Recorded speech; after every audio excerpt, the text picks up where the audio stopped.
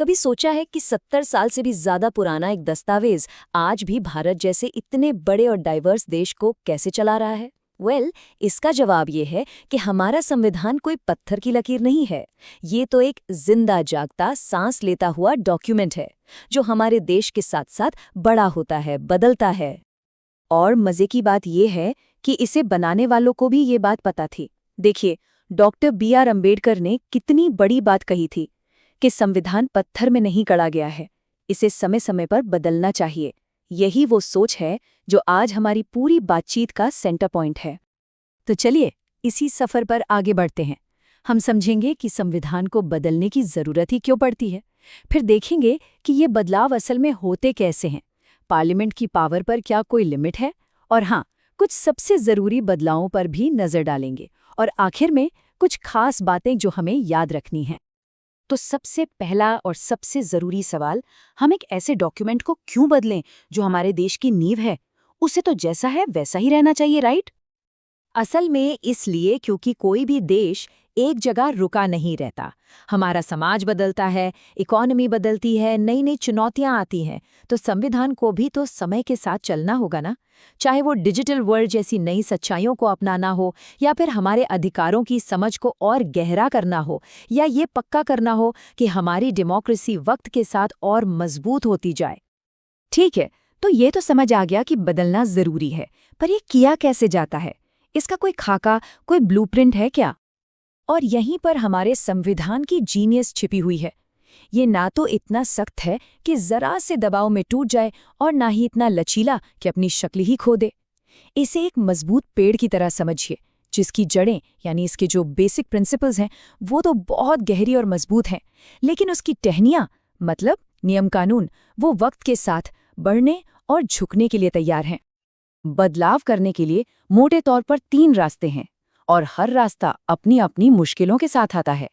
एक है simple majority, फिर आता है स्पेशल मेजॉरिटी, जिसका जिक्र आर्टिकल 368 में है, और तीसरा और सबसे मुश्किल रास्ता है स्पेशल मेजॉरिटी के साथ साथ राज्यों की मंजूरी भी। देखिए, इस प्रोसेस से पता चलता है कि हर बदलाव को एक जैसा नहीं समझा जाता।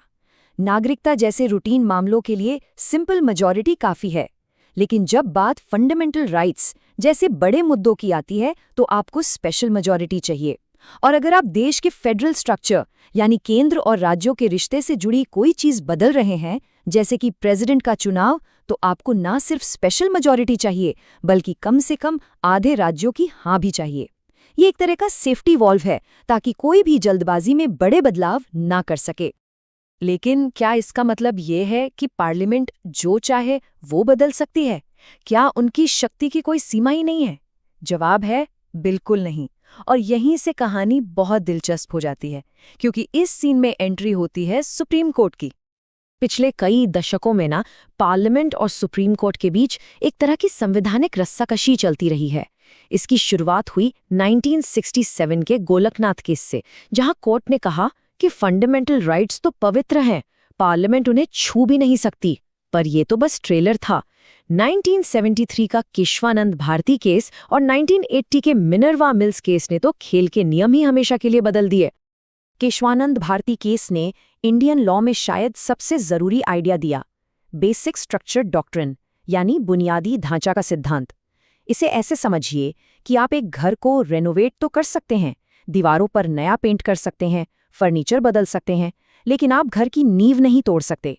कोर्ट ने कहा, पार्लियामेंट संविधान को रेनोवेट कर सकती है, लेकिन उसकी नींव, उसकी आत्मा को खत्म नहीं कर सकती। तो ये बुनियादी ढांचा आखिर है क्या?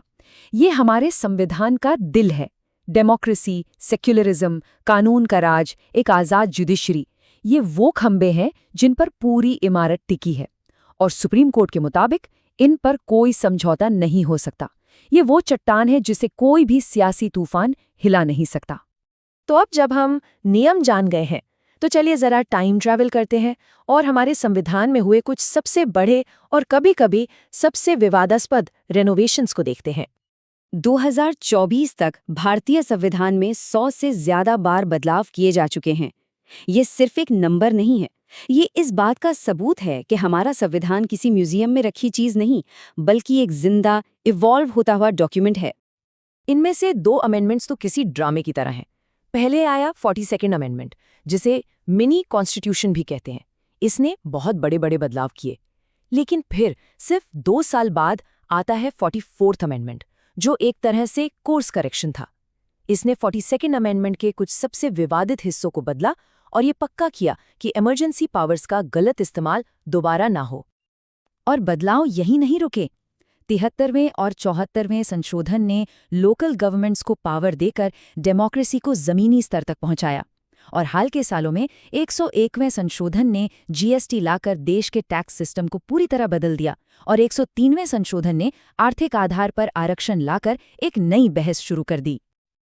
और अब एक और बहुत ज़रूरी नंबर 86। 86वां संशोधन एक असली गेम चेंजर था। इसने शिक्षा के अधिकार को एक मौलिक अधिकार बना दिया, ठीक उसी तरह जैसे हमें बोलने की आज़ादी या जीने का अधिकार है। सोचिए, एक ही कदम ने लाखों बच्चों के लिए अवसरों के दरवाजे खोल दिए। तो हमने काफी कुछ देख और समझ लिया है। चलिए अब सारी जरूरी बातों को फटाफट समेट लेते हैं। बस ये 4 खंबे याद रखिए। पहला, बदलाव के वो 3 तरीके जो सख्ती और लचीलेपन का बैलेंस बनाते हैं। दूसरा, वो पावरफुल बेसिक स्ट्रक्चर डॉक्ट्रिन जो हमारे संविधान की आत्मा की रक्षा करता है। तीसरा, 42वें, 44वें और 86वें जैसे वो बड़े बदलाव जिन्होंने देश को एक नई दिशा दी। और आखिर में सुप्रीम कोर्ट का वो अहम रोल जो हमारे संविधान का फाइनल गार्डियन है। आखिर में पूरी बात इस एक आइडिया पर आके टिकती है। भारतीय संविधान बदलने के लिए बना है, लेकिन उसकी जो मूल आत्मा है वो हमेशा सुरक्षित और स्थिर रहती है। ये फ्लेक्सिबिलिटी और स्टेबिलिटी का एक कमाल का डांस है जो इसे दुनिया की सबसे कामयाब डेमोक्रेसी में से एक बनाता है। लेकिन मैं आपको एक सवाल के साथ छोड़ना चाहता हूँ। संविधान को बदलने के लिए बनाया गया है, ये तो ठीक है, पर क्या आज का जो प्रोसेस है वो वाकई संविधान की आत्मा को रोजमर्रा की पॉलिटिक्स से बचा पाता है? ये एक ऐसा सवाल है जिस पर हम सबको सोचना चाहिए।